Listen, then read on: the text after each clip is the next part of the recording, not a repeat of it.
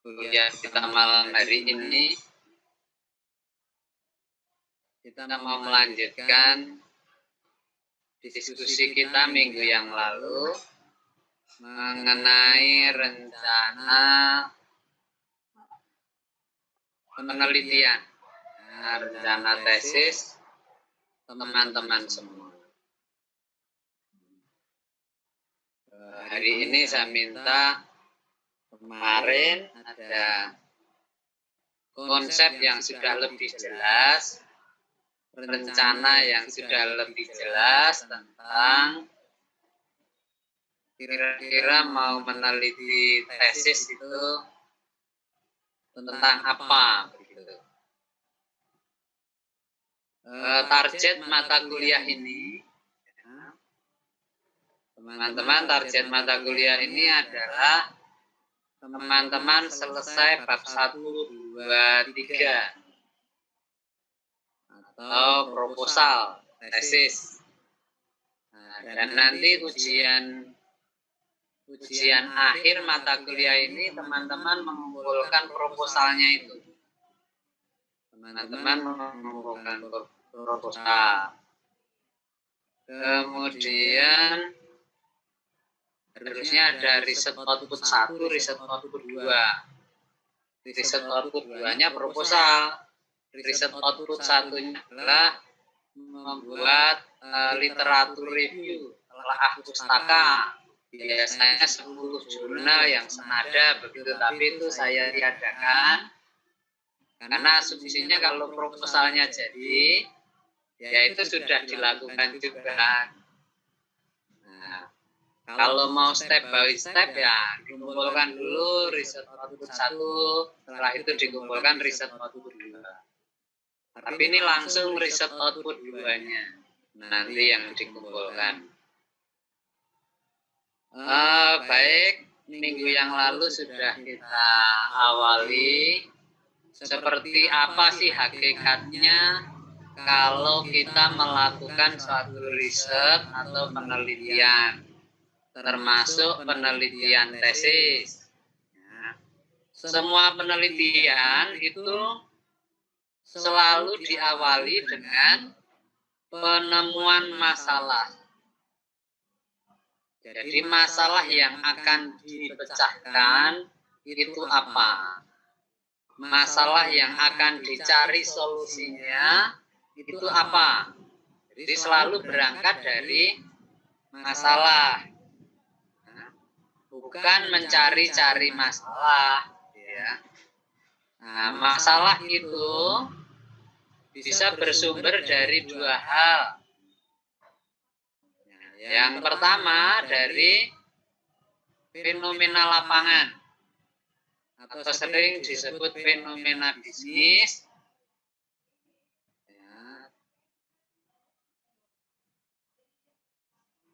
Ini adalah kondisi real, ada objek yang akan diteliti, ada masalah apa, gitu. Misalnya teman-teman penelitiannya di tempat kerja masing-masing, ada apa sih masalah di tempat kerja itu yang perlu solusi, dan begitu. Nah, fenomena ini didukung dengan data. Data dalam bentuk kuantitatif, disajikan dalam bentuk tabel atau grafik, gitu. Ini akan lebih meyakinkan apa tuh masalahnya, ini ditunjukkan datanya ini loh masalahnya. Misalnya orang mau meneliti mengenai kedisiplinan, misal kok pengen meneliti kedisiplinan ada apa? Ini loh ada fakta yang menunjukkan tingkat disiplinnya rendah. Sehingga masalah ini, maka perlu diteliti. Ada yang meneliti misalnya mengenai kinerja keuangan. Kenapa kok pengen meneliti kinerja keuangan? Ini loh ada fakta bahwa kinerja keuangannya dari waktu ke waktu menggambarkan ada masalah. Atau yang meneliti mengenai kinerja karyawan. Oh, kinerjanya tidak optimal. Kinerjanya mengalami penurunan. Ini kan fenomena di lapangan. Ya. Atau meneliti mengenai kepuasan kerja misalnya. Ada fenomena ini banyak komplain. Kalau banyak komplain kan artinya mereka tidak puas. Fenomena bahwa ada masalah dengan kepuasan kerja. Atau mau meneliti mengenai kinerja organisasi. Ya, ada data yang menunjukkan bahwa kinerja organisasinya bermasalah. Sehingga menarik untuk dilakukan penelitian. Ada orang meneliti mengenai misalnya kemampuan perusahaan untuk bertahan. Ada fakta ini perusahaan-perusahaan banyak yang tutup, belum tikar, tidak mampu bertahan ketika menghadapi perubahan lingkungan. Nah, ini menarik untuk diteliti. Jadi semua berangkat dari masalah. Ada yang meneliti mengenai keputusan pembelian. Loh, kenapa? Loh, ini ada fakta pembeliannya turun. Terus mengalami penurunan dari waktu ke waktu misalnya. Jadi semua harus berangkat dari satu masalah yang ingin dipecahkan. Itu namanya fenomena bisnis. Masalah real di lapangan. Nah, fenomena bisnis ini harus diperkuat oleh yang kita istilahkan dengan riset gap. Ya, riset gap, riset itu penelitian, gap itu kesenjangan. Nah, ada kesenjangan penelitian, ada perbedaan antara harapan dan kenyataan. Jadi ini berdasarkan telaah penelitian terdahulu. Ini maka kita akan menemukan riset gap. Antara fenomena dan riset gap harus nyambung. Misalnya tadi penelitian mengenai kinerja keuangan. Oh, saya melihat fakta kinerja keuangan perusahaan publik itu terus mengalami penurunan. Sehingga saya tertarik apa yang menyebabkan kinerja keuangan perusahaan publik itu turun. Nah, kemudian saya baca-baca jurnal penelitian terdahulu. Oh, ternyata di jurnal ada yang menulis bahwa profitabilitas bisa mempengaruhi kinerja keuangan. Maka salah satu variabelnya profitabilitas saya pilih. Ada jurnal lain menemukan bahwa ukuran perusahaan mempengaruhi kinerja keuangan. Ini yang gampang-gampang, yang sudah penelitian sejuta umat, gitu ya. Banyak sekali topik-topik. Tapi saya menemukan penelitian lain, profitabilitas tidak berpengaruh terhadap kinerja keuangan. Kok ada yang mengatakan ada temennya kasihan sendirian ya. Ada yang mengatakan tidak. Berarti ini kan ada yes. Ada perbedaan hasil penelitian yang benar yang mana. Nah, maka menarik ini untuk diteliti lebih lanjut. Maka kemudian saya melakukan penelitian mengenai kinerja keuangan karena ada fenomena yang menunjukkan kinerja keuangan yang terus menurun. Kemudian ada riset gap di mana orang-orang yang telah meneliti mengenai kinerja keuangan hasilnya berbeda-beda. Maka kemudian saya membuat model untuk mengatasi fenomena maupun riset gap.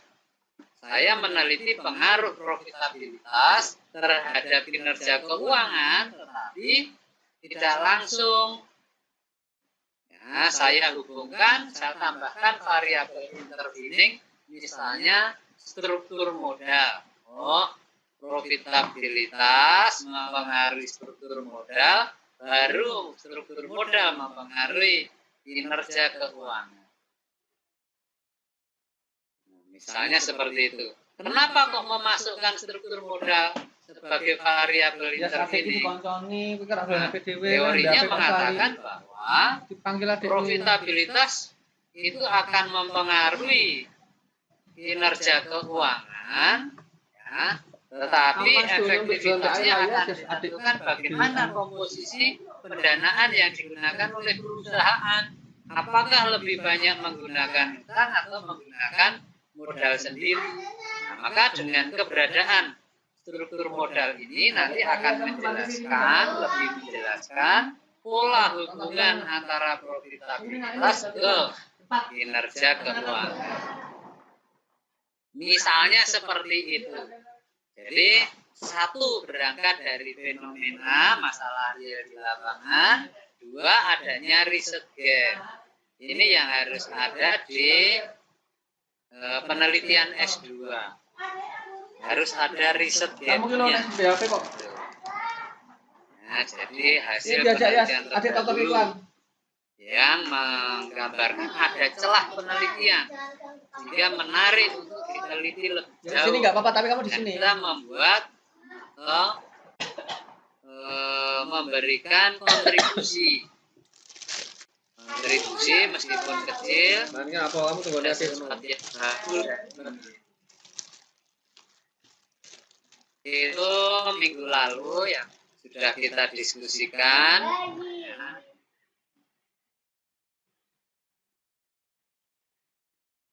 Berikutnya kan kita sebelum nanti saya share materi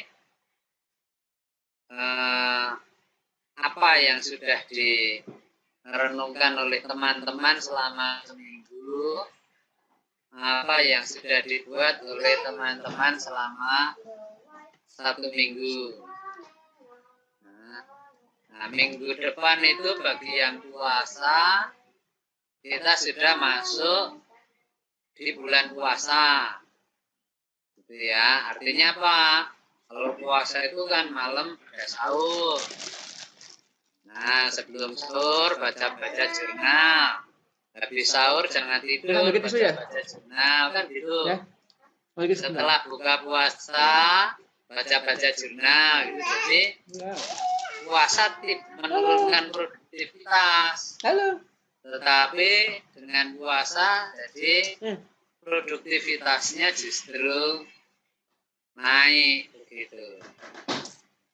Oke, harap begitu. Sekarang coba disampaikan apa rencananya yang sudah dipikirkan selama 1 minggu.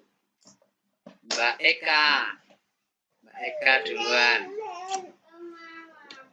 Halo, iya Pak, ada suaranya? Ya. Pak, izin bertanya untuk yang tadi itu apa variabel intervene?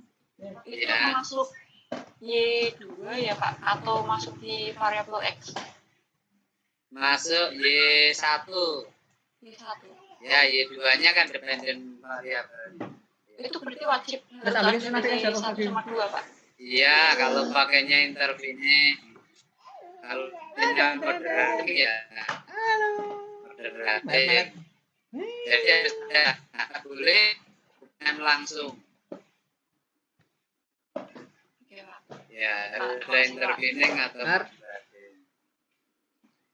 Coba disampaikan dulu. Ya, susun adik satu lagi dulu ya. Konsepnya Mbak Eka.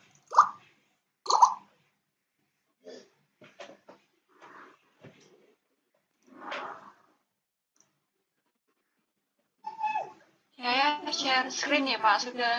Ya. Eka sama Ika. Sama Pak. Oh, itu namanya Eka. Oh iya. Iya, iya.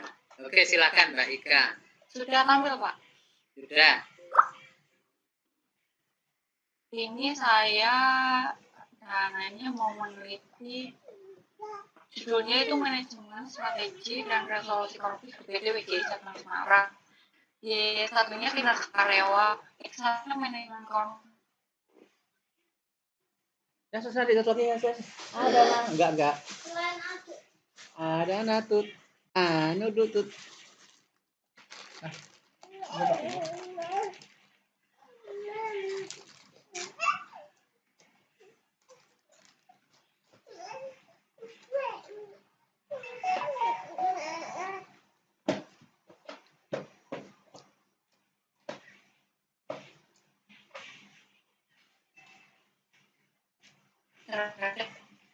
Yang karyawan, hipotesis 3-nya, koefisiensi Ya, nanti satu lagi ya.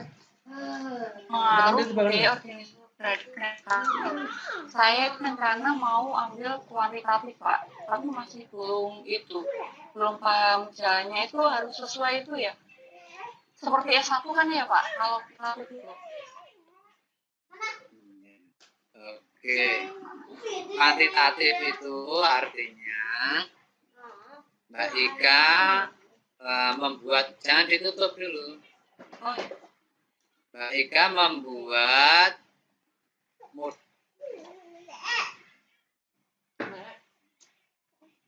Yes, ambil kemainanmu aja, Yes. Itu satu lagi susu lu. Tolong. Yes. Ya sama Bapak juga gitu. Kamu gengel tuh, Yes, Yes. Adik kasih apa no?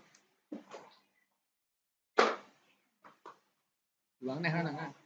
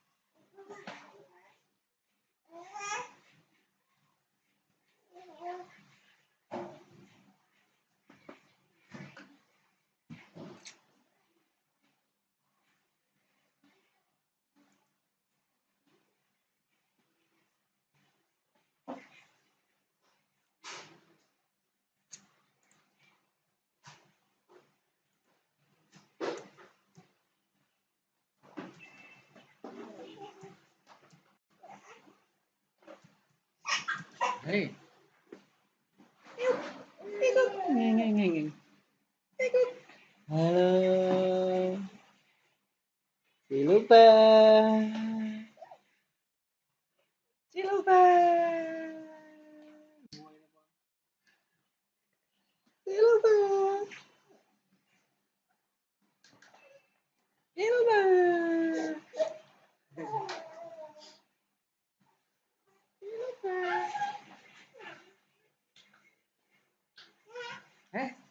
Manggil.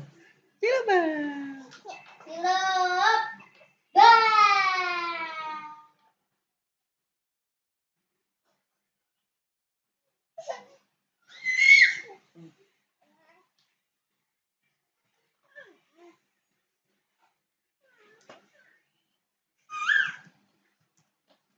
Cilup. Cilup.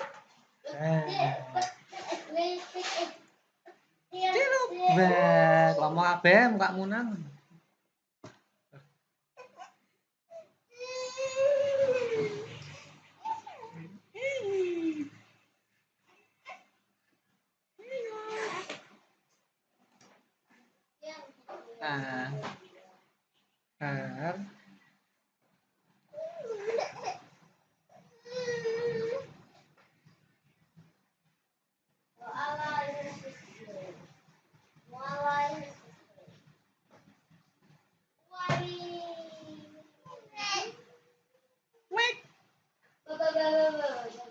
Ngomong enggak mesti.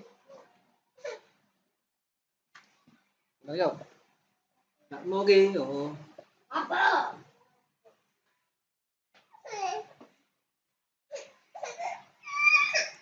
Tutup sini. Untuk. Ini. Waduh.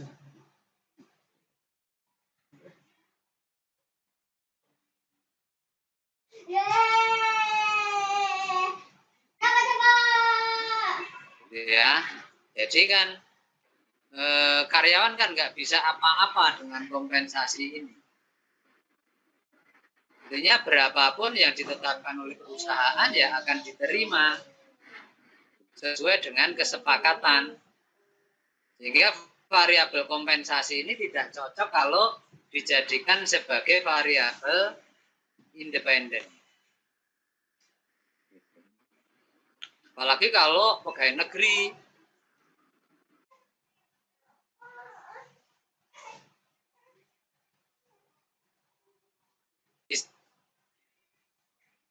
Bisa lebih baik dan menggunakan variabel kompensasi sebagai variabel independen. Ya, ini masih topik MSDM ini. Kok bisa membuat model seperti ini? Tadi saya sampaikan harus ada masalah dulu. Kalau masalah itu terutama di dependent variabelnya. Di sini dependent variabelnya kinerja. Oh, kalau model seperti ini berarti saya mau penelitian mengenai kinerja. Ada apa? Loh, ini harus ada data yang menggambarkan ada masalah.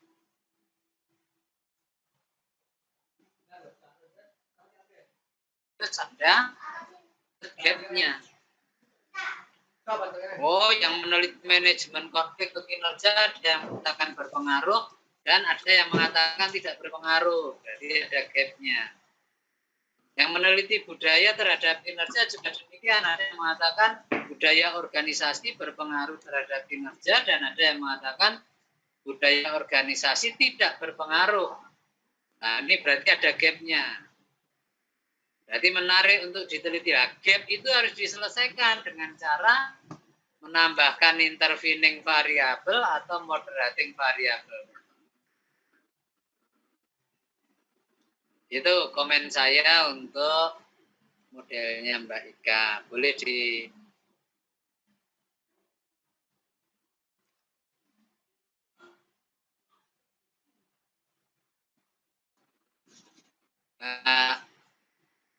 Nurjana. Sudah buat apa Mbak Nurjana?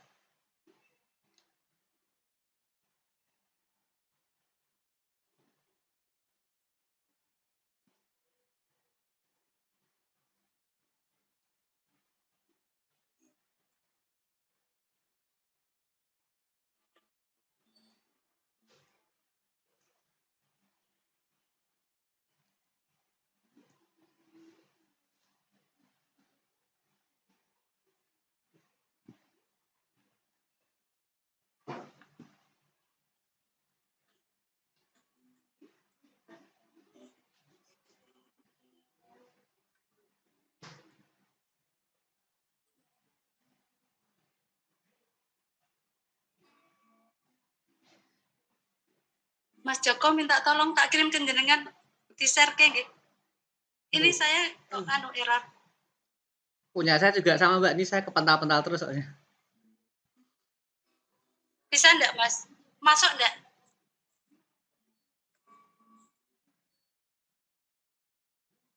Masuk Mbak, ini saya pindah ke laptop dulu Mbak.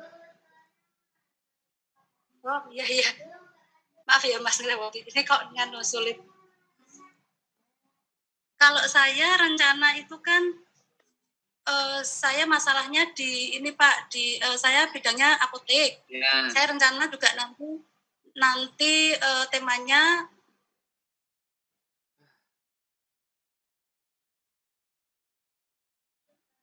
saya judulnya itu strategi ya, daya saing bagi Pak. Tapi saya itu apakah nanti kualitatif sih belum pasti.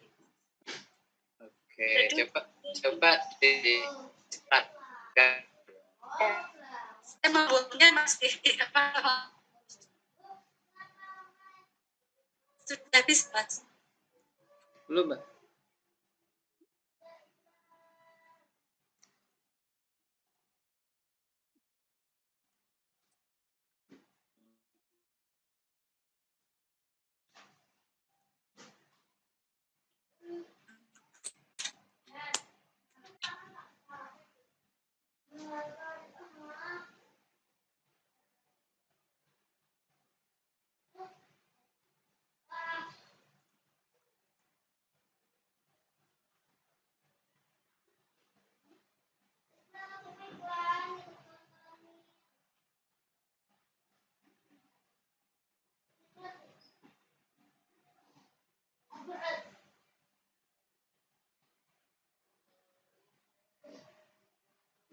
dari dari gap yang penelitian sebelumnya, begitu Pak? Maksudnya?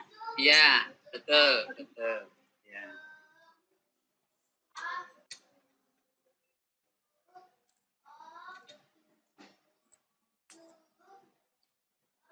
Bisa Mas Joko?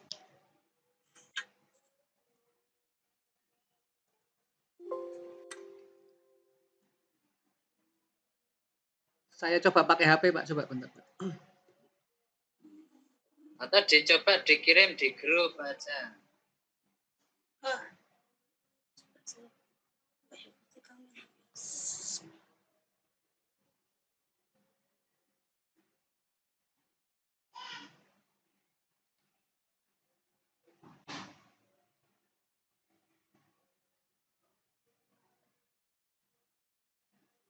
Bu, bisa saya coba, Bu.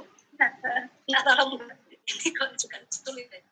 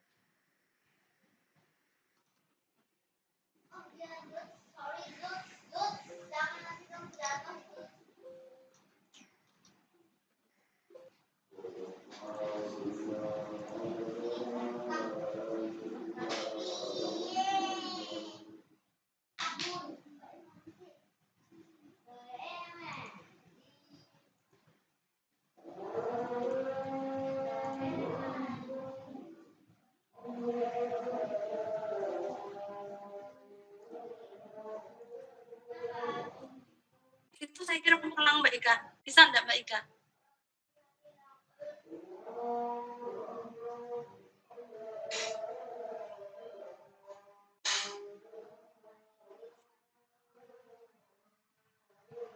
Enggak bisa ya? Oke, memang. Itu sudah saya kirim di grup Mbak. Yang baru sudah belum Mas? Ini tak kirim ulang yang bentar.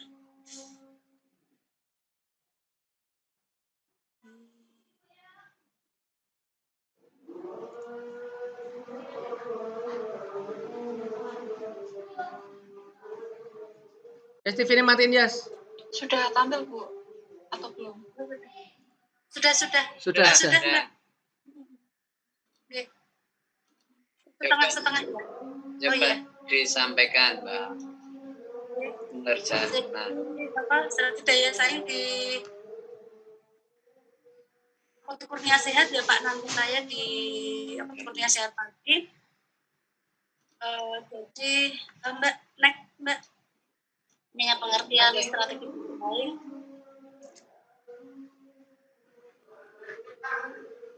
Next Mbak, ini pengertian bisnis apotek, karena masalahnya adalah bisnis apotek ini semakin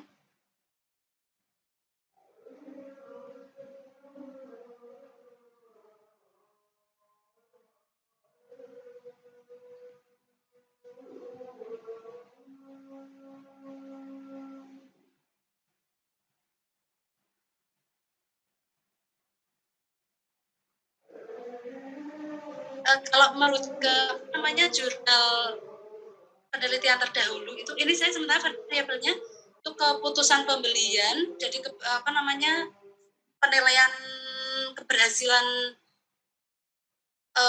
penjualan, ini keputusan pembelian, keunggulan bersaing, harga yang kompetitif, kualitas layanan, dan penjualan personal. Lanjut Mbak. keputusan pembelian sendiri yaitu proses pengintegrasian, mengkombinasikan sikap pengetahuan untuk mengevaluasi 2 atau lebih perilaku alternatif dan memilih salah satu di antaranya. Lanjut, Mbak.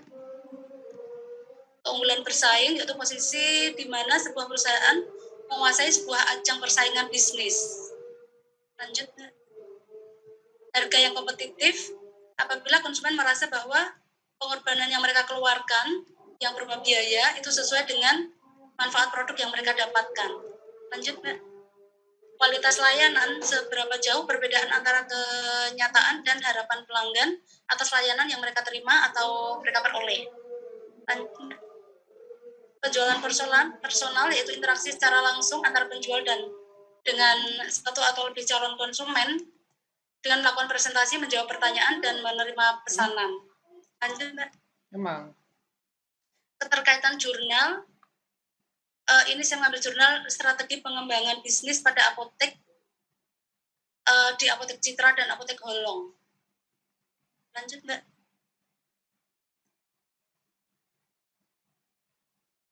Nah, ini startnya, jadi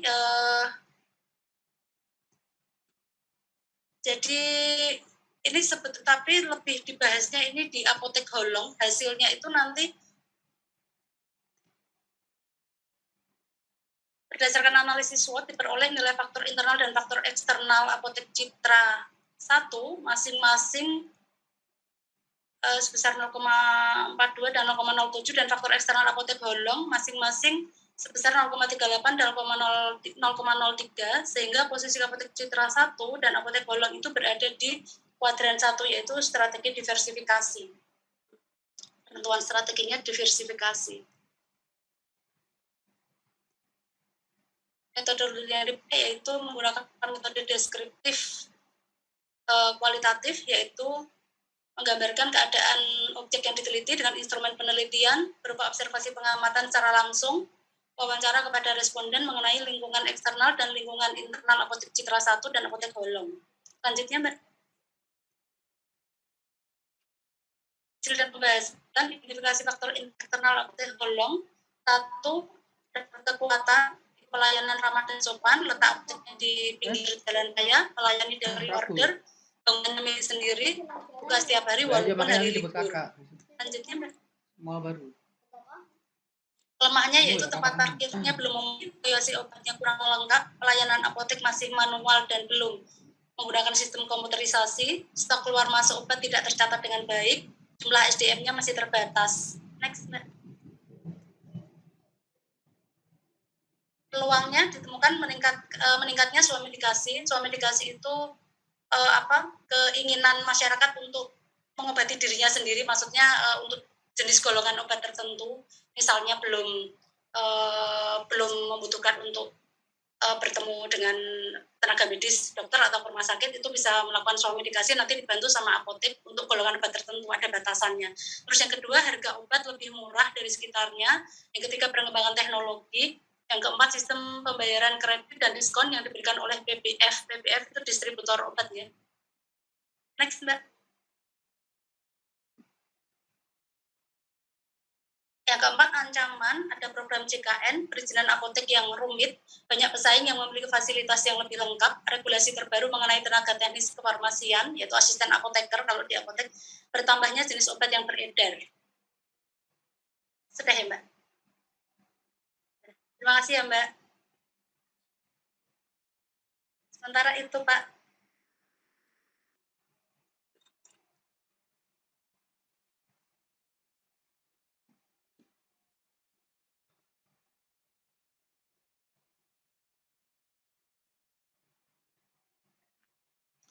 Mohon maaf, suaranya masih di mute, Pak. Baik, jadi masalahnya tadi Mbak Nurdana adalah persaingan pada bisnis apotek gitu ya? Iya, Pak.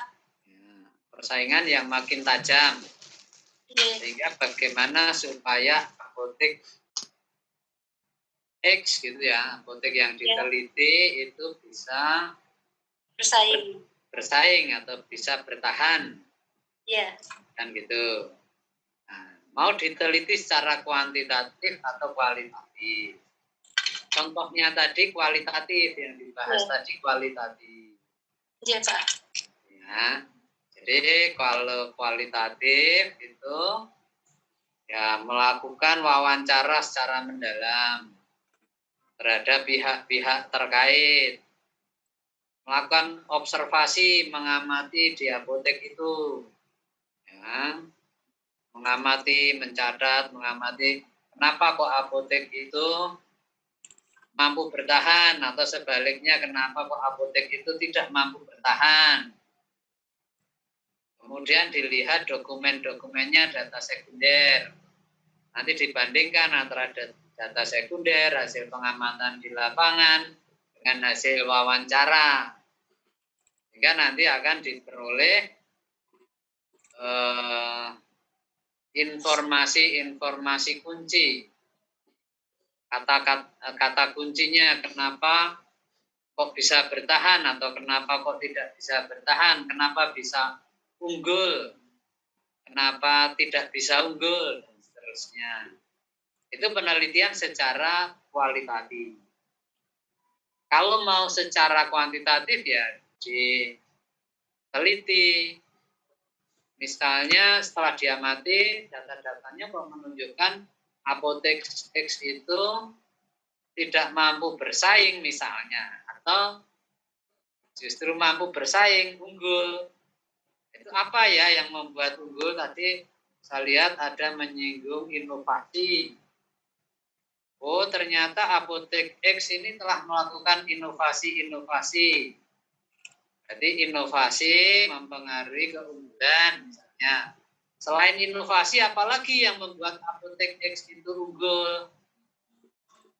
Misalnya tadi menyebut kualitas layanan. Oh, pengaruh inovasi dan kualitas layanan terhadap keunggulan. Setelah unggul, unggulan bersaing maksudnya ya. Setelah unggul, maka keunggulan bersaing ini akan mempengaruhi kinerja, misalnya kinerja apotek. Nah, jadi keunggulan itu sebagai intervening. Nah, itu namanya membuat model dulu. Itu kalau kuantitatif. Ini saya hanya misalnya variabelnya harus dicari yang relevan dengan kondisi apotek yang diteliti itu apa. Misalnya, kalau memang tadi unggul karena melakukan inovasi-inovasi ya berarti inovasi bisa dijadikan variabel. Apalagi yang dilakukan sehingga dia unggul, misalnya apotek selalu memperhatikan pelanggannya, memberi pelayanan yang baik kepada pelanggannya, memperhatikan kebutuhan pelanggannya, misalnya. Kemudian ini kalau dikenal apa ya variabelnya? Orientasi pelanggan misalnya, pengaruh inovasi dan orientasi pelanggan terhadap kinerja dengan keunggulan bersaing sebagai variabel mediasi atau variabel intervening misalnya. Ini hanya ngarang-ngarang gitu ya, berdasarkan cerita singkat dari Mbak Nurjanah tadi. Itu terserah panjenengan mau lebih tertarik ke kuantitatif atau lebih tertarik ke kualitatif. Itu terserah. Keputusannya ada di Mbak Nurjanah sendiri. Oke, terima kasih Pak sarannya. Oke. Berikutnya siapa yang mau berikutnya menyampaikan rencananya? Saya Pak, Joko Rianto Pak. Boleh, Mas Joko Rianto.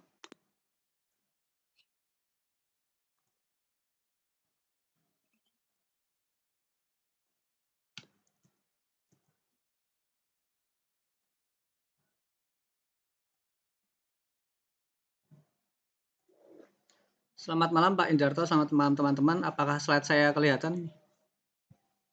Kelihatan. Ya. Ini saya ambil sampling saja Pak. Jadi ini tidak industri, bukan usaha. Jadi ini saya pakai UMKM. Ibaratnya saya lagi jualan kembang gula gitu Pak. Iya. Jadi dari usaha sekecil ini pun ternyata terdapat sebuah persaingan Pak. Jadi ini mau saya gambarkan di PowerPoint saya atau di PowerPoint saya nih Pak. Kalau ini terkait dengan teorinya ya Pak. Tadi sama disampaikan dengan Mbak Nurjana juga sama. Nah, dari jualan kembang gula itu ternyata terdapat beberapa variabel yang mempengaruhi sebuah persaingan. Jualan kembang gula yang pertama yaitu hambatan untuk memasuki pasar, barrier to entry. Yang kedua, kekuatan tawar atau bargaining power. Dan ini dari pembeli, dilihat dari kacamata pembeli. Yang ketiga itu adalah kekuatan tawar atau bargaining power, ini dari pemasoknya. Yang keempat, ketersediaan produk substitusi. Yang kelima, persaingan sesama UMKM.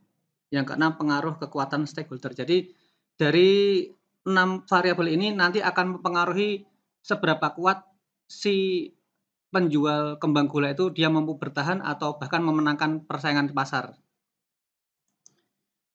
Nah, yang tadi yang pertama itu tentang barrier to entry atau hambatan untuk memasuki pasar. Jadi memang di beberapa lokasi atau titik-titik yang bisa dikatakan ini cocok nih buat jualan. Nah, jadi terdapat beberapa hambatan untuk memperkecil peluang perusahaan baru untuk memasuki sebuah pasar. Hambatan muncul karena sengaja diciptakan oleh perusahaan yang ada atau petahana. Jadi kalau kita sudah menemukan sebuah tempat keramaian, kemudian kita mau jualan di sana, kok ternyata di sana ada yang jualan kembang gula juga. Jadi kita harus menyiasati itu dan itu ternyata juga satu variabel penghambat. Nah, ini contohnya pasar malam atau tempat bermain atau mungkin di Car Free Day. Ya, nanti tinggal pintar-pintar saja nanti kita mencari tempat yang bagus untuk jualan. Yang kedua, kekuatan tawar atau bargaining power ini dari pembeli. Indeed atau buyer power atau daya tawar menawar adalah kekuatan dari konsumen atau pembeli yang dimiliki oleh mereka dan dapat mempengaruhi profitabilitas atau keuntungan dalam industri tertentu. Dalam hal ini apakah harga yang ditetapkan atau yang kita berikan itu bernilai konstan atau berubah. Jika ditetapkan harga tidak akan terjadi tawar-menawar, maka akan menarik terjadinya sebuah bargaining kembang gula atau sebuah transaksi bisa diterapkan buy one get one. Jadi misal kalau kita jual kembang gula ini di sebuah retail atau di minimarket, tentunya di situ sudah terpampang daftar harga, misal katakanlah 10.000, otomatis consumer atau buyer itu dia sudah tahu nih, oh harganya 10.000, maka saya akan mengeluarkan uang untuk menukar uang ini dengan kembang gula dengan nominal 10.000. Tapi kalau kita jualnya itu di pasar malam dengan tadi terdapat harga yang tidak konstan, otomatis nanti dari pembeli dia akan melakukan penawaran. Nah, dari situ kan secara tidak langsung nanti akan mempengaruhi profitabilitasnya kita juga. Kemudian yang ketiga, kekuatan tawar atau bargaining power untuk pemasok. Nah, ini menggambarkan seberapa kuat pemasok dapat mempengaruhi biaya input dan hal ini juga mempengaruhi operasi perusahaan. Pemasok memperoleh pendapatan dan keuntungan dengan menjual input ke perusahaan dan ke beberapa pemain di industri. Jika dilihat dari sisi supply, maka dapat terjadi pembelian dalam jumlah besar akan mendapatkan harga grosir. Namun dengan ketersediaan bahan baku yang banyak, tentunya market share harus diperluas supaya terjadi perputaran modal yang dapat mengimbangi supply. Jadi kalau kita mau membeli bahan baku dalam jumlah banyak, maka kita harus membeli dapat harga yang miring, maka kita harus membeli dalam jumlah yang banyak. Tentunya hal itu juga sejalan atau relate dengan produk yang akan kita jual. Kalau kita sudah memasok bahan banyak, tentunya kita harus menjual secara besar-besaran biar tidak mubazir atau nanti biar tidak rusak bahan bakunya. Selanjutnya, ketersediaan produk substitusi. Ini membuat suatu barang yang memiliki tingkat elastisitas yang tinggi. Hal ini disebabkan karena ketika harga suatu barang meningkat, konsumen akan dengan mudah mengalihkan permintaan ke barang lainnya yang sejenis. Konsumen yang realistis akan berpedoman pada prinsip tiada rotan akar pun jadi. Bila terjadi kenaikan harga kembang gula, maka dapat disiasati dengan economic pack. Jadi kalau tadi dengan bundling atau packing yang seharga 10.000, ini saya buat seharga 5.000 atau mungkin 20.500 biar mudah dijangkau oleh customer. Jadi packingnya saya buat perkecil lagi, tentunya dengan harga yang nanti akan mudah dijangkau oleh pembeli. Persaingan sesama UMKM. Kondisi pasar persaingan dalam industri, misal monopolistik, oligopoli, dan pasar persaingan sempurna akan sangat mempengaruhi kebijakan dan kinerja sebuah perusahaan. Beberapa faktor yang mempengaruhi terhadap tingkat persaingan bisnis antara lain karakteristik dari masing-masing produk atau special unique atau uniqueness-nya produk dari kita, convenience, complementer, dan consumption, jumlah kompetitor, dan tingkat pertumbuhan industri. Jadi kalau dalam kaitannya dengan jualan kembang gula, biar nanti memikat calon pembeli, packagingnya kita buat yang menarik, kita kasih gambar kartun atau tokoh-tokoh yang idola anak-anak, jadi biar nanti anak-anak itu akan tertarik. Atau mungkin di tempat jualan kita kasih lampu-lampu atau balon dan sebagainya, biar anak-anak tuh tertariknya dengan balon terlebih dahulu atau lampu terlebih dahulu, baru kemudian nanti akan membeli kembang gulanya. Nah, ini yang tadi lanjutannya ya. Nah, jadi dalam hal persaingan tadi kita membuat model yang menarik dengan beda yang lainnya. Kemudian yang kedua, memberikan ornamen atau gimmick yang menarik perhatian anak-anak. Yang tadi saya sudah sampaikan, kasih balon atau lampu dan sebagainya. Selanjutnya, pengaruh kekuatan stakeholder. Stakeholder yang dimaksud di sini adalah pihak dari luar perusahaan, jadi bukan dari manajemennya kita sendiri atau internal. Secara langsung mempunyai pengaruh dan kepentingan terhadap perusahaan tersebut. Misal, pemerintah atau serikat pekerja atau kreditur, pemasok, asosiasi, para pemegang saham, lingkungan, dan masyarakat. Dalam hal usaha kembang gula, maka pengaruh di sini adalah adanya premanisme, Satpol PP, dan retribusi resmi dan tidak resmi. Karena kita jualan kembang gula yang objeknya itu menggunakan sepeda atau gerobak, jadi mau nggak mau kita akan berhadapan dengan preman, Satpol PP, retribusi yang resmi dari desa atau mungkin dari pemerintah kota, ada yang tidak resmi, jadi dari preman daerah situ atau warga sekitar sana yang meminta retribusi. Jadi kita harus mau nggak mau kita harus menyediakan uang kita untuk membayar hal tersebut atau untuk menutupi hal tersebut. Selanjutnya keterkaitan dengan jurnal. Di sini saya mengambil jurnal yang berjudul Analisis Strategi Bersaing Usaha Mikro Kecil dan Menengah UMKM di Masa Pandemi dengan Perspektif Etika Bisnis Islam. Jadi di sini jualan keripik pisang. Ini abstraksinya, ini bertujuan bagaimana strategi. Jadi di masa pandemi ini ternyata usaha keripik pisang itu juga terdapat sebuah persaingan. Jadi nanti banyak nih. Yang dilihat ini dari UMKM di dalam satu lingkup desa. Jadi respondennya ada 32 UMKM yang diwawancari dan di situ semuanya jualan keripik pisang semua. Nanti ada diagram SWOT-nya yang ditampilkan di slide selanjutnya. Untuk metodologinya nanti di sini menggunakan penelitian kualitatif atau berupa penelitian lapangan atau field research yang dilakukan untuk mempelajari secara intensif tentang latar belakang keadaan sekarang dan interaksi lingkungan suatu unit sosial, individu, kelompok, lembaga sosial, atau masyarakat. Penelitian ini dikerjakan dengan menggali data secara langsung dari 32 responden yang bergerak di bidang UMKM keripik pisang. Identifikasi strategi bersaing dengan melihat dari analisis SWOT bagi UMKM keripik pisang yang A. Analisis faktor internal atau yang pertama kekuatan atau strength. Kekuatan yang dimaksud adalah potensi sumber daya dan kondisi yang dimiliki oleh setiap pelaku usaha dalam mengembangkan usaha. Pemilihan lokasi yang strategis. Lokasi ini berada di Jalan Pagar Alam segala meter, Kecamatan Kedaton, Kota Bandar Lampung. Lokasinya ini memang berada di tengah-tengah kota dan di situ memang kalau di Semarang itu kayak ada yang namanya Kampung Batik. Jadi itu memang daerah sentral khusus jualan keripik pisang. Yang selanjutnya produk tanpa menggunakan bahan pengawet. Produk yang dihasilkan oleh para UMKM keripik pisang ini sudah umum. Yang ketiga rasa yang bervarian. Jadi yang ditawarkan di sana itu tidak hanya keripik pisang yang manis, jadi ada rasa-rasa yang lain juga. Yang D, tingkat harga yang dapat dijangkau. Harga keripik yang dijual oleh pelaku UMKM di Gang PU yang dijual ke masyarakat sangatlah terjangkau. Selanjutnya kelemahan atau weakness. Berikut beberapa kelemahan yang terdapat di UMKM di masa pandemi. Yang A, sumber daya manusia. Melalui hasil wawancara dan observasi langsung didapat dari bahwa sebagai pelaku usaha atau pemilik UMKM memiliki permasalahan dalam aspek sumber daya manusia terutama di bidang pemasaran. Yang kedua, modal yang terbatas karena ini UMKM dan usaha kecil rata-rata dikerjakan oleh warga sekitar, jadi modalnya juga terbatas. Ini bukan industri yang skala besar. Kemudian yang C, teknologi atau pemanfaatan teknologi dalam aktivitas UMKM akan mampu memberi peningkatan nilai tambah bagi produk. Selanjutnya adalah analisis faktor eksternal. Di sini yang pertama adalah sebuah peluang atau opportunities. Yang pertama, sasaran pasar cukup luas. Jadi selama masa pandemi ini warga sana memanfaatkan media sosial untuk menawarkan produk atau untuk memasarkan produknya. Yang B, selanjutnya proses pembuatan keripik yang mudah, sistem pengerjaan yang tidak sulit dan mudah membuat usaha keripik pisang menjadi salah satu usaha yang dapat dikembangkan sebagai industri skala rumah tangga yang kecil maupun menengah bagi masyarakat yang ingin mengembangkan usaha sejenis.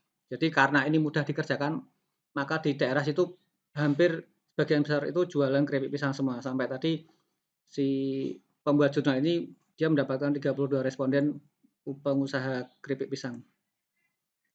Selanjutnya yang kedua adalah ancaman atau threats. Ancaman merupakan pengganggu utama bagi posisi perusahaan. Pelaku UMKM mengalami kesulitan yang disebabkan oleh beberapa ancaman, yaitu sebagai berikut. Yang pertama, kompetitor atau pesaing, ini sudah umum. Yang kedua, adanya pembatasan sosial berskala besar. Ya, tadi yang sudah saya sampaikan, jadi mereka memasarkan menggunakan media sosial karena waktu itu sedang marak-maraknya COVID, jadi adanya PSBB. Mereka tidak bisa berjualan secara langsung tatap muka kepada konsumen. Nah, ini untuk diagram SWOT-nya. Dari gambar diagram SWOT di samping menggambarkan bahwa posisi produk usaha keripik pisang berada di kuadran 1 dengan strategi agresif, di mana hal ini menjelaskan bahwa perusahaan memiliki peluang dan kekuatan yang cukup besar sehingga dengan kekuatan internal yang dimiliki dapat memanfaatkan peluang yang ada. Gitu Pak Indarto. Yang mau diteliti di mana, Mas Joko? Tadi banyak variabelnya, Pak. Enggak, yang mau diteliti jenengan mau penelitian. Oh, itu Pak di persaingan Pak, yang mana? Yang kembang gula tadi. Kembang gula, ada masalah apa? Jadi masalahnya, misal saya mau jualan kembang gula itu kan harus menentukan lokasi dulu. Nanti setelah saya menemukan lokasi, ternyata di sana juga banyak yang jualan kembang gula juga.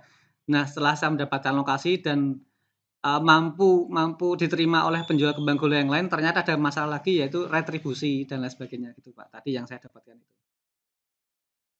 Masalah itu gini loh. Tadi misalnya, oh ini data perusahaan saya, penjualannya kok dari waktu ke waktu turun terus. Ada apa ini? Maka saya kemudian mau meneliti, kenapa kok penjualannya turun?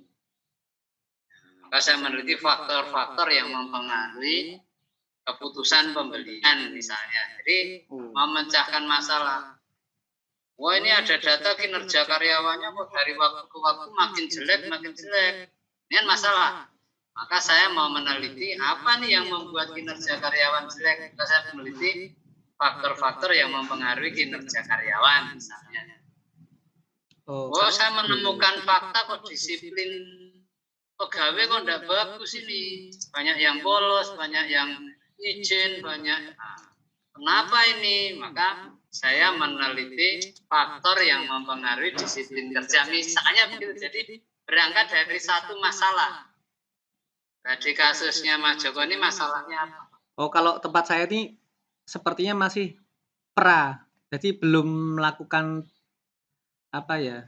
Ini jadi kayak seperti sebelum jualan kembang gula, saya meneliti terlebih dahulu. Jadi nanti permasalahannya apa dulu gitu Pak. Jadi tadi yang disampaikan Pak Indarto berarti kita eksekusi dulu usahanya apa, baru kemudian nanti kita akan menemukan masalah, baru dicari solusinya gitu Pak. Ya, penelitian itu harus berangkat dari permasalahan yang ingin dicari solusinya itu. Oh gitu, ya Pak. Penelitian itu kan dalam rangka mencari solusi. Jadi Mas Joko ini peneliti masalahnya apa? Ya, ini sepertinya kalau di tempat saya masih menduga-duga masalahnya Pak. Ya. Jadi harus jelas. Ya, Pak. Ini masalahnya harus jelas. Masih persepsi. Kemudian tadi ada riset gap-nya. Nah, baru dari situ sebagai titik tolak. Oh, ini saya mau meneliti ini. Secara kuantitatif atau kualitatif. Kalau tadi yang contohkan keripik pisang tadi penelitian kualitatif. Kualitatif. Ya, kualitatif dan itu hanya mengidentifikasi kekuatan, kelemahan, peluang dan ancaman gitu. Iya. Itu. Jadi semua harus berangkat dari permasalahan. Artinya penelitian itu karena ingin memecahkan suatu masalah. Nah, masalah itu banyak, tergantung, ya itu yang harus dicari dulu. Sumbernya dari permasalahan real di lapangan dan permasalahan terkait dengan penelitian terdahulu dari riset gap-nya. Itu ya Mas Joko. Baik Pak Endarto, terima kasih Pak. Baik. Berikutnya Mbak Tita, sudah ada gambaran? Ya Pak Joko. Ya. Kok Pak Joko?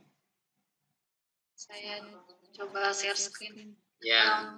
Ini maaf Pak Joko, saya nggak buat dalam bentuk PPT, masih dalam Word. Tidak apa-apa. Pak Endarto Mbak. Enggak apa-apa. Pak Endarto Mbak. Dalam bentuk Word enggak apa-apa, bisa di-share.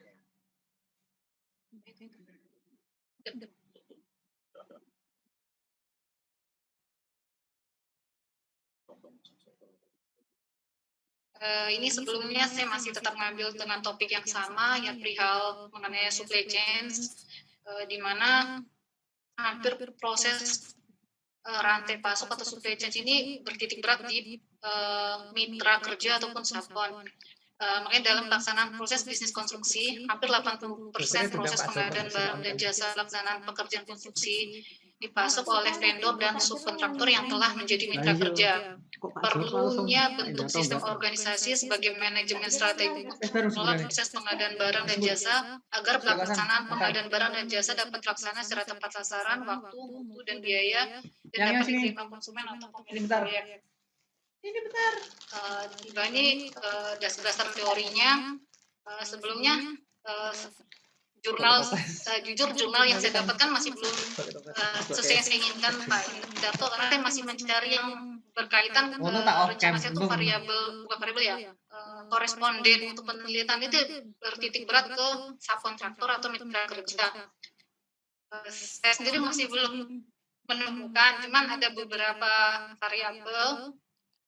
Saya mengumpulkan beberapa jurnal dan mencoba memetakan Darto. Di sini saya yang bisa saya ambil sebagai penelitian yaitu terkait dengan proses pengadaan barang dan jasa itu sendiri, yaitu melalui sistem procurement. Hubungan kemitraan ini saya mencoba mungkin tidak ini sebagai subkontraktor atau vendor pengadaan, dan ini berpengaruh terhadap proses supply chain management itu sendiri. Terus saya mencoba mengambil yang integrasi rantai pasok terhadap pengaruh nanti supply chain ini terhadap kinerja perusahaan.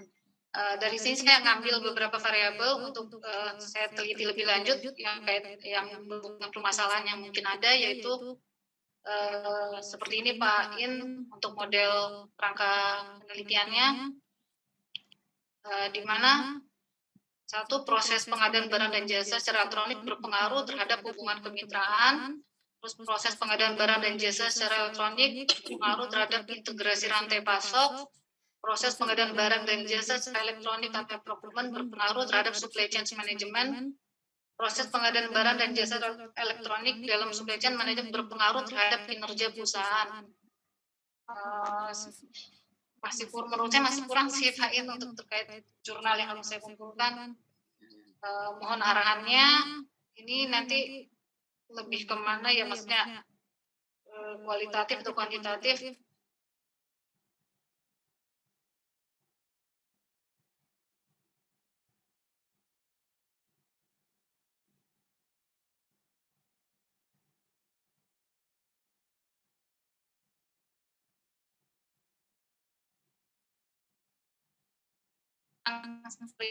Terhadap proses supply ini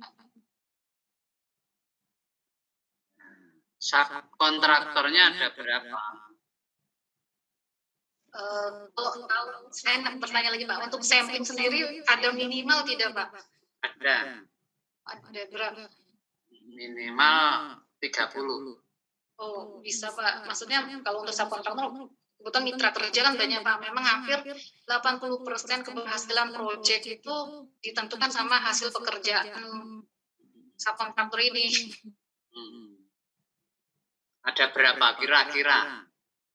Kalau di yang menjadi mitra di Adhikara sendiri bisa ada sampai ribuan sih Pak. Cuma nanti saya sampling paling ngambil mengkhususkan di satu proyek dia nanti Pak. Itu Ya, bisa sampai 40 dulu. kalau di satu proyek berapa kira-kira? Bisa sampai 40. Oke. Baik. Kalau lihat gambar ini, ya, pengaruh e-procurement terhadap hubungan kemitraan dan pengaruh hubungan kemitraan terhadap supply chain management. Pengaruh e-procurement terhadap integrasi rantai pasok dan integrasi rantai pasok terhadap Tadi dikasih uang 50.000 kan? integrasi rantai pasok maksudnya bagaimana? 50.000 Ustazah. Uh, Ustazah ada ya Bapak?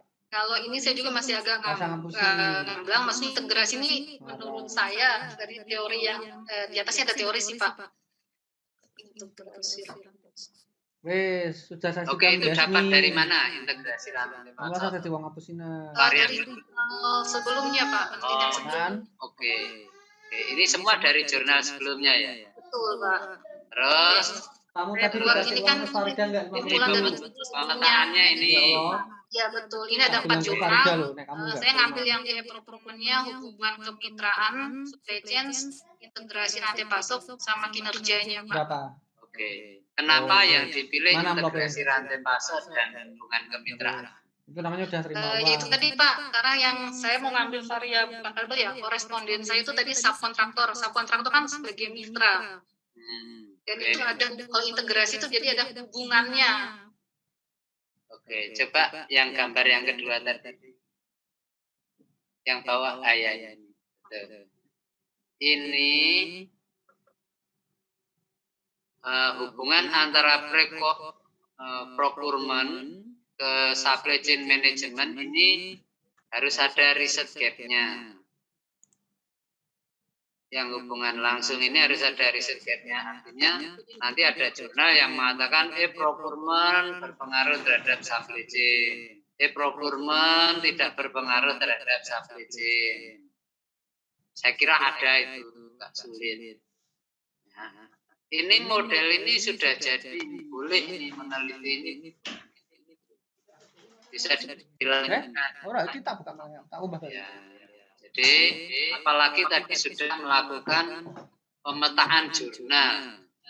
Jadi jurnalnya ada, ini bagus ini, ya Mbak Tita, ini bisa dilanjutkan dan ini penelitian strategik. Jadi tinggal dikembangkan. Fenomenanya berarti mengenai kinerja dan ini supply chain management. Masalahnya di sini. Data di lapangannya mengenai bahwa ada masalah terkait supply chain, ada masalah terkait kinerja. Bisa nggak mencari ilustrasi data itu?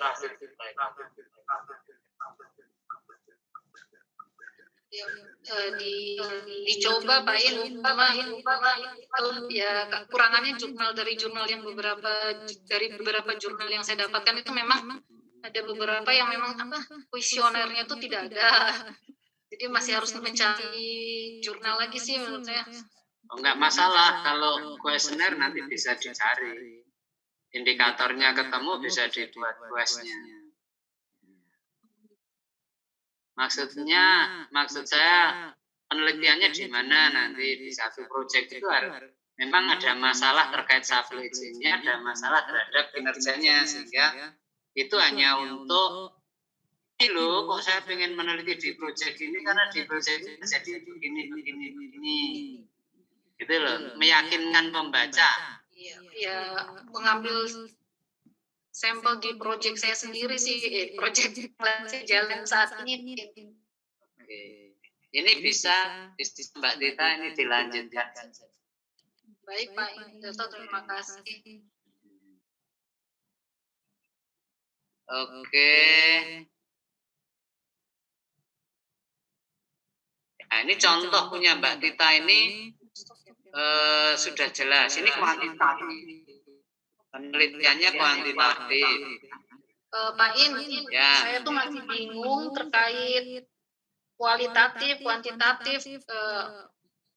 Ini tuh nanti yang harus saya perdalamin lagi. Ya, kuantitatif itu tadi, kalau Mbak Tita bikin gambar dulu model seperti itu, menghubungkan variabel berdasarkan teori yang sudah jelas, berdasarkan penelitian terdahulu.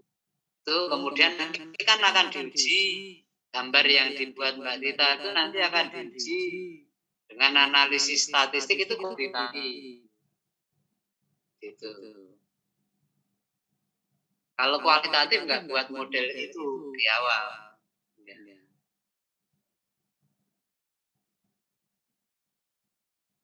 Tapi tadi baik, ya, jurnal-jurnalnya, lihat pemetaan jurnalnya tadi juga baik.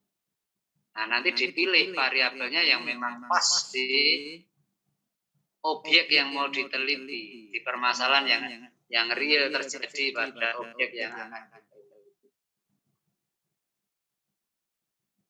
Baik Pak In. Ya. Nanti dikirim ke saya Mbak Tita. Tadi yang sudah ditulis tadi. Baik Pak In. Ya, supaya ada. Saya beri masukan lagi. Siap. Makasih banyak Pak In. Ya. Mohon bantuan dan arahannya Pak In. Ya. Oke teman-teman, tadi contoh yang modelnya itu jelas. Punya Mbak Tita tadi. Ya teman-teman membuatnya seperti itu. Based on jurnal. Based on jurnal, kemudian kalau ada datanya, ya juga didukung dengan data.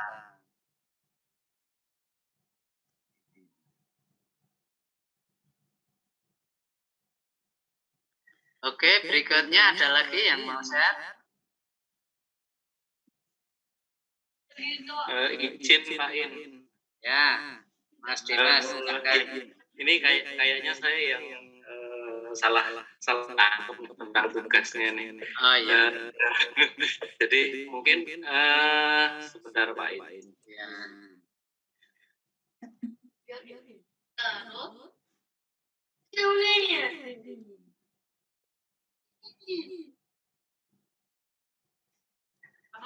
Apakah sudah kelihatan? Sudah. Nah, ini mungkin kalau teman-teman yang lain kan sudah komplit begitu ya. Jadi, kemarin kan yang saya sampaikan pada pertemuan minggu lalu, saya itu ingin meneliti tentang faktor-faktor yang mempengaruhi tentang pemilihan waralaba. Pendekatan yang ingin saya ambil itu adalah pendekatan kualitatif. Jadi nanti saya ingin adalah dari penelitian-penelitian yang sudah terlebih dahulu ada itu, saya ingin seperti memberikan skor terhadap faktor-faktor, misal apakah faktor brand, apakah faktor pelatihan atau faktor apa, sehingga di penelitian saya itu nanti akan ada urutan baru dari faktor-faktor itu yang kira-kira kalau untuk memilih waralaba itu bagaimana sih urutannya apa dan seterusnya. Nah, apakah yang seperti ini juga bisa diproses begitu Pak In? Coba intinya diulangi, Mas Dimas. Baik. Jadi pemikiran saya yang minggu lalu adalah saya ingin ada kriteria-kriteria kita sebagai orang investor itu memiliki ini waralaba yang bagus itu ada kriteria A, B, C, D. Nah, kriteria ini saya akan ambil dari penelitian yang sudah sudah dilakukan. Nah, dari beberapa penelitian itu akan saya urutkan ulang, maksudnya diberi bobot berdasarkan penelitian-penelitian mereka, kemudian bobotnya dari kriteria-kriteria itu yang paling cocok untuk kondisi saat ini bagaimana, begitu Pak Ibu? Oke, jadi bisa dua. Panjenengan mau meneliti waralaba. Sekarang ini banyak waralaba. Gitu. Ada yang sukses, tapi banyak juga yang tidak sukses. Gitu. Misalnya panjenengan mau meneliti apa yang membuat waralaba itu sukses atau tidak sukses, tapi faktornya masih belum tahu. Ya, berarti panjenengan melakukan analisis faktor dulu, mau menemukan faktor-faktornya. Atau kalau sudah ada jurnalnya, banyak jurnal ngomong faktornya A, faktornya B, faktornya C, faktornya D misalnya. Nah, itu kemudian diuji secara kuantitatif langsung dengan membuat model, digambar, dihubung-hubungkan faktor-faktor itu terhadap misalnya kesuksesan waralaba misalnya. Nah, itu kuantitatif. Gitu. Apakah begitu maksudnya atau bagaimana? Saya belum menangkap yang dimaksud Mas Didi. Sebenarnya sih awalnya saya pengen begitu, Pak In. Tapi kok kayaknya kalau untuk ke arah sana, ke kuantitatif, itu perlu responden yang lumayan itu untuk Nah, saya lebih setelah saya pikir-pikir kok, wah kalau ke arah kuantitatif kok nanti kayaknya lama dan agak repot gitu. Saya pengen ke arah kualitatif tentang tadi Pak, dari yang sudah ada penelitian itu, kemudian kita memberi bobot faktor-faktor tadi. Yang sudah ada, kalau namanya penelitian literatur, telaah pustaka. Nah, kita nggak telaah pustaka. Kalau mau kualitatif, Mas Dimas pilih waralaba mana yang akan diteliti. Nah, alasannya kok waralaba itu menarik diteliti, harus ada alasan yang kuat bahwa waralaba X itu menarik untuk diteliti secara kualitatif. Nah, kemudian nanti diwawancarai siapa pemilik waralaba itu, siapa pengelola waralaba itu, siapa konsumen waralaba itu, ya jaringan yang ada di waralaba itu diwawancarai. Nah, kemudian dari situ nanti dari hasil wawancara, hasil mengamati waralaba itu secara langsung di lapangan, kemudian berdasarkan data-data sekunder dari waralaba itu, nanti akan ketahuan mau diteliti apanya, waralaba itu yang diteliti apanya. Itu kalau mau kualitatif. Gitu. Bukan dari penelitian terdahulu diberi bobot. Tidak begitu. Berarti kalau misal saya ada milih satu waralaba begitu, ya. Terus kemudian dari satu waralaba ini ada fenomena tadi, ya. Apakah ini dia langsung sukses atau ini malah sukses terus? Ya. Kemudian analisa SWOT gitu, apakah bisa masuk kualitatif, Pak? SWOT hanya alat bantu saja, tetapi dianalisis secara kualitatif tadi melalui wawancara, melalui observasi, melalui dokumentasi. Itu digabungkan tiga itu, namanya melakukan triangulasi sumber.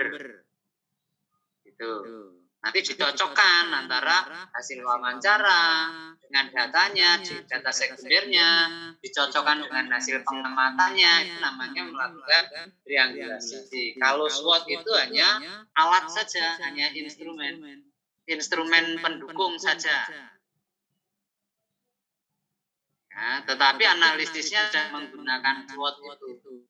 Karena SWOT hanya mengatakan kekuatan, kelemahan, peluang, dan ancaman. Sementara tujuannya kan itu. Nah, yang diteliti apa? Waralaba itu apa? Misalnya apakah kesuksesannya? Apakah kok mampu bertahan atau tidak? Atau apa? Atau karena berkembang secara cepat? Atau apa gitu ya? Jadi apanya? Atau bertahan lama, sudah ada sekian lama tapi bisa bertahan. Apanya yang menarik diteliti? Nah, itu dikaji secara mendalam, itu kalau kualitatif. Gitu. Kalau kuantitatif itu berdasarkan penelitian terdahulu, tahu penelitian si A mengatakan bahwa kesuksesannya itu karena ulet. Penelitian si B mengatakan bahwa keberhasilannya itu karena jaringannya yang bagus. Penelitian si C menemukan bahwa inovasinya yang bagus sehingga membuat waralaba itu bisa bertahan misalnya. Maka kalau kuantitatif kemudian misalnya melakukan sintesa pengaruh keuletan, pengaruh jaringan, dan pengaruh inovasi terhadap ketahanan misalnya ya, ketahanan waralaba misalnya. Nanti ditambah interveningnya apa, materialnya apa, itu kuantitatif berdasarkan teori dan penelitian terdahulu. Maka bisa membangun model baru. Gitu. Kalau kualitatif tidak membuat model. Bedanya di situ. Nah, terserah mau diteliti yang mana. Mau kuantitatif ya boleh, mau kualitatif ya boleh. Itu Mas Dimas ada gambaran? Baik Pak, terima kasih Pak. Nanti ya saya akan olah lagi Pak. Apa namanya? Ya mulai ada arahnya nih yang fokusnya di mana. Oke. Mas Dinar. Oh iya Pak, maaf Pak. Ini tadi Mas Dinar izin Pak kontak saya. Oh iya. Di rumahnya mati lampu Pak. Ya nggak apa-apa. Ya.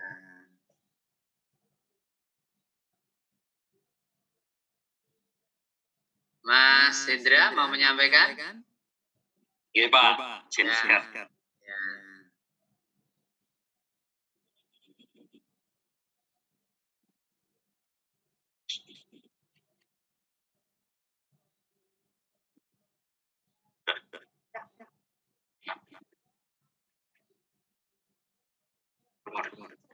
Gerak.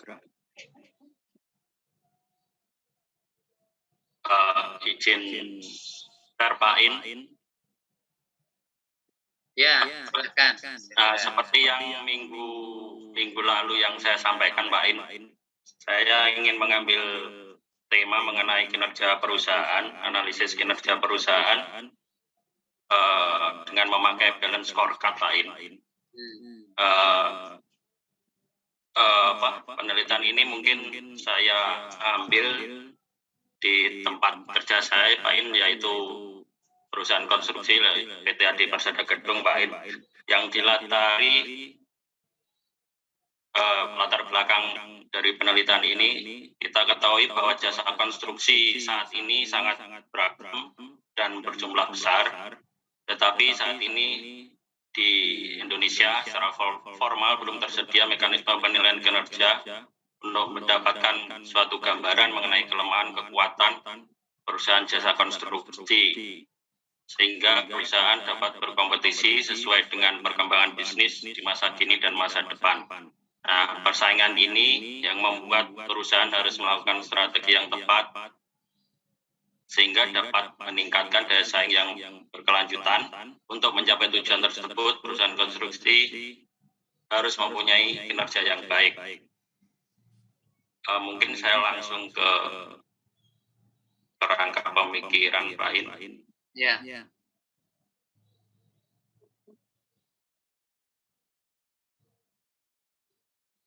Perlu ini Pak In, balance scorecard itu sendiri kan adalah suatu tool atau alat manajemen mengenai kinerja yang dapat membantu organisasi untuk menerjemahkan visi dan strategi ke dalam aksi dengan memanfaatkan sekumpulan indikator finansial, non-finansial yang kesemuanya terjalin dalam suatu hubungan sebab akibat. Untuk itu Pak, dalam kerangka pemikiran ini saya buat seperti ini di perusahaan kami PT Adi Persada Gedung. Dalam mengukur suatu kinerja dengan menggunakan balance scorecard ada 4 perspektif sesuai dengan pengertian tadi. Ada indikator finansial dan non finansial. Perspektif tersebut yaitu perspektif keuangan, yang kedua perspektif pelanggan, yang ketiga perspektif proses bisnis, dan yang keempat perspektif pembelajaran Pak In. Dari keempat perspektif ini yang nantinya akan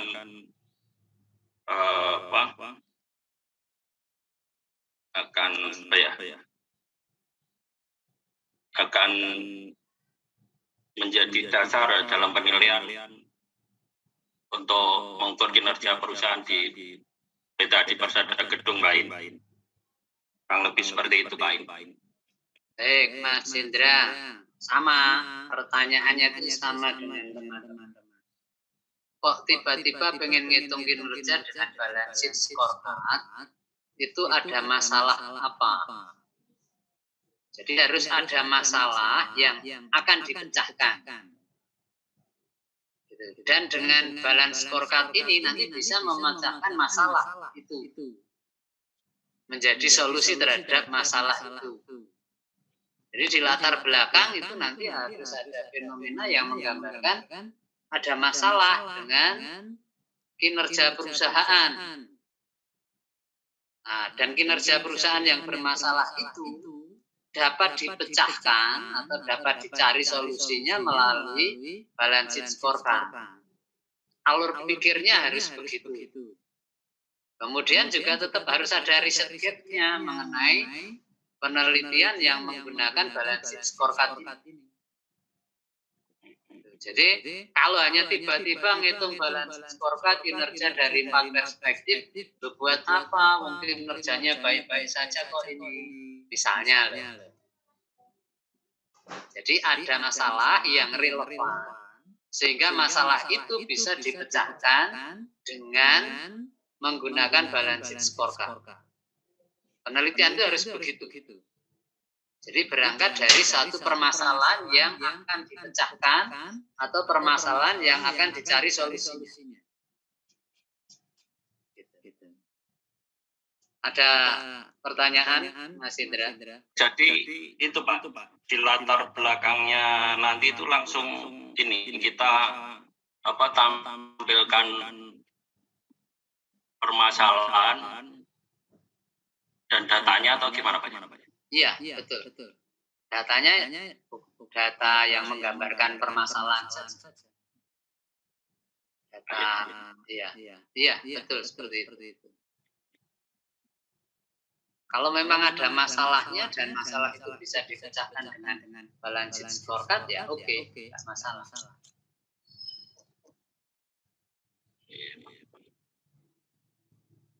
Terus ada jurnalnya juga ada. Selain ini kan saya kemarin juga sempat baca satu jurnal juga, tetapi ini Pak,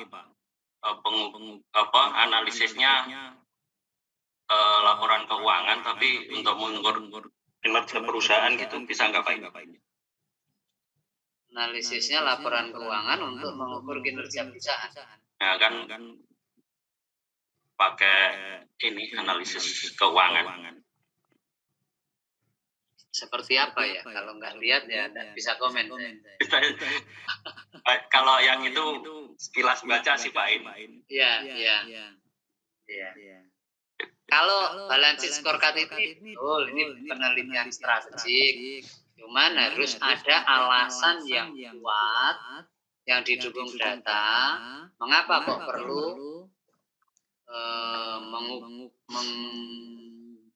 menganalisis kinerja perusahaan dengan balance sheet scorecard ini? Ini untuk memecahkan apa? Gitu loh. Jadi penelitian itu harus memecahkan satu masalah. Intinya begitu. Iya Pak. Ya. Gitu nggih, Mas Indra. Nanti sharing lagi Pak. Ya.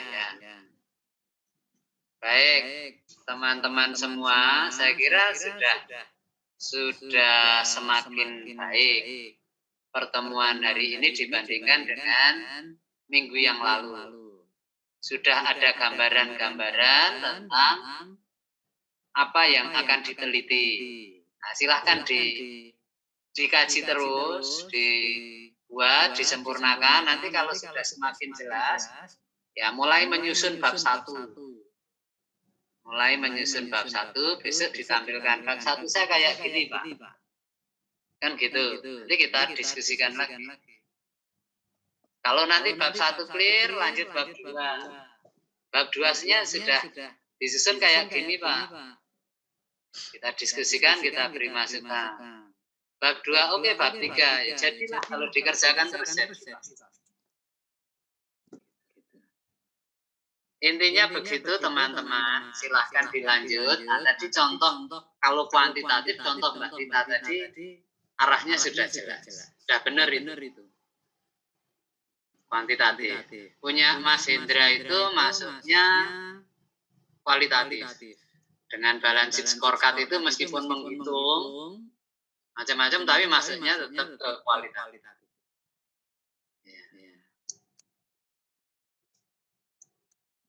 Itu Mas Dimas tadi cenderung ke kualitatif juga. Mas Joko, Mbak Nurjana, Mbak Eka tadi cenderungnya ke kualitatif. Sama saja kuantitatif dan kualitatif, bobot ilmiahnya sama. Gitu. Boleh, mau kualitatif juga boleh, kuantitatif juga boleh. Gitu ya, silahkan dilanjutkan teman-teman semua. Dilanjutkan, dibaca, tambah lagi baca jurnalnya, diperbaiki, disempurnakan. Nah, mantapkan hati mau kuantitatif atau mau kualitatif. Izin tanya Pak Saya kira begitu. Apakah masih ada pertanyaan? Izin tanya Bapak. Ya. Jadi ini tugas untuk minggu depan membuat bab 1 itu nanti dimasukkan metode penelitiannya atau belum? Bab 1 kan belum ya? metode. Oke, berarti bab 1 itu isinya kita fokus ke latar belakang dulu ya Pak. Latar belakang masalah, perumusan masalah, tujuan penelitian, manfaat penelitian, itu saja.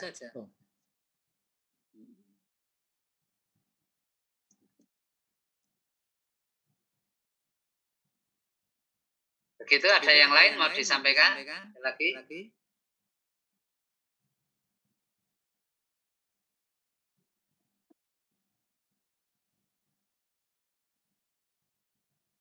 Kalau tidak ada, saya kira cukup ya malam hari ini. Malam hari ini cukup, silahkan terus dibaca lagi jurnal-jurnalnya, dikembangkan lagi.